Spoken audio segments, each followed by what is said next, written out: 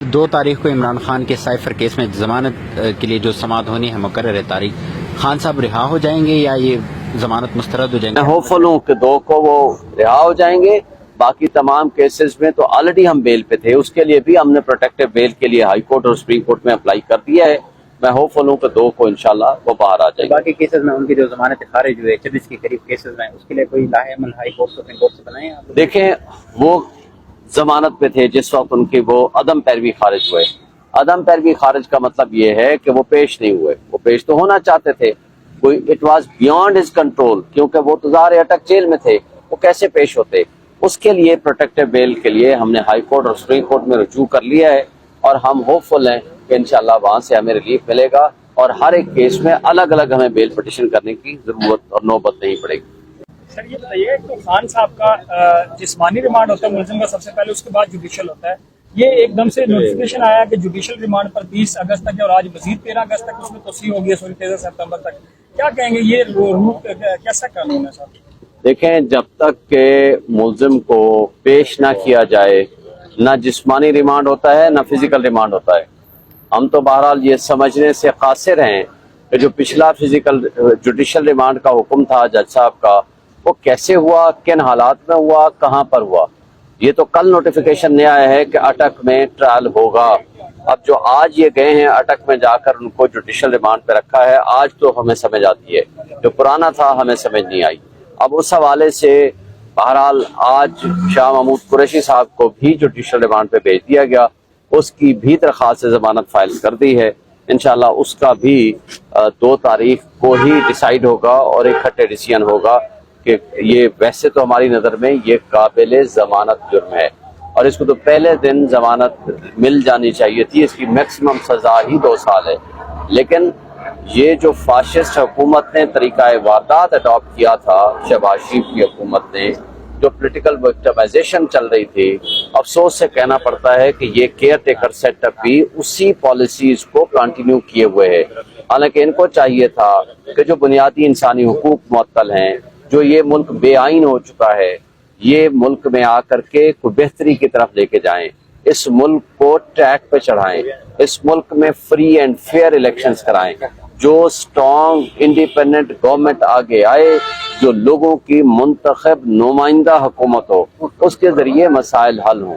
जब ये गैर यकीनी की कैफियत बाकी रहेगी तो इस मुल्क में न सिर्फ ये कि माशी तबाही आएगी, बल्कि उससे सियासी अबतरी होगी, उससे अफरा तफरी होगी, उससे इंतशार होगा। उसका फायदा नहीं है, उसका नुकसान है आपके 25 करोड़ अवाम को, आपके तमाम उन इदारों को जिनकी साख इस वक्त बहुत ज्यादा खराब हो चुकी है। आज कोई शख्स इदारों के ऊपर ट्रस्ट करने को तैयार नहीं है। ये जो अदम एतमादी का माहौल है रियासत और अवाम के दरमियान, इसको खत्म करने की जरूरत है और वो तभी मुमकिन है जब free and fair elections 90 days में कराएं, इस जबर और खौफ की फिजा को खत्म करें। सर एक बताएं, मुख्तलिफ तजियाकार ये कहते हैं कि जब तक फैसला करने वालों ने फैसला ना किया इमरान खान, तब तक जेल में ही रहेंगे।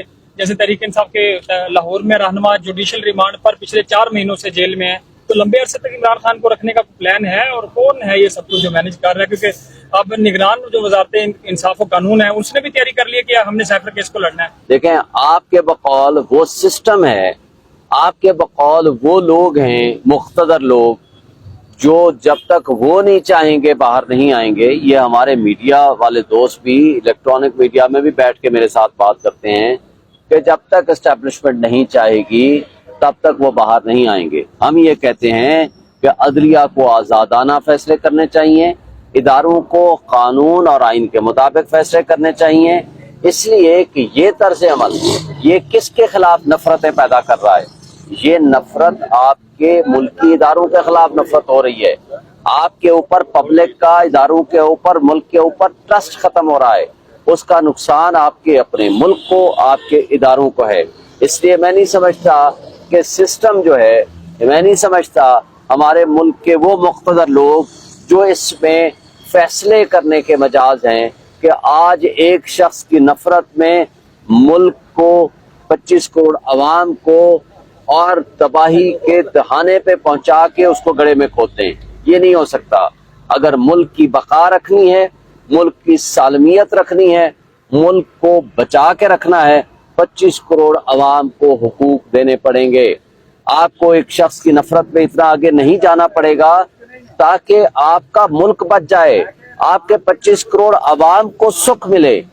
आपने माजी से सबक सीखा होता तो आज ये हालात हम ना देख रहे होते। 60s एंड 70s में आपने क्या देखा? हमने कहा शेख मुजीबुर रहमान गद्दार है, हमने इसको नहीं आने दिया, नहीं आने देना। नुकसान क्या हुआ? नुकसान आपको ये हुआ कि आपका मुल्क तो लख्त हो गया। आपने, आपके मुख्तदर तबकों और हलकों ने या कुछ लोगों ने ये कहा कि फातिमा जिन्ना गद्दार है, तो उसका अंजाम हमें क्या मिला? आज ये गद्दारी के फतवे बांटना बंद करें, आज अवाम को फैसले करने दें। अवाम जब तक फैसले अपने हाथ में नहीं लेगी वो किसी के ऊपर ट्रस्ट नहीं करेगी, इससे मुल्क को कोई फायदा नहीं होना।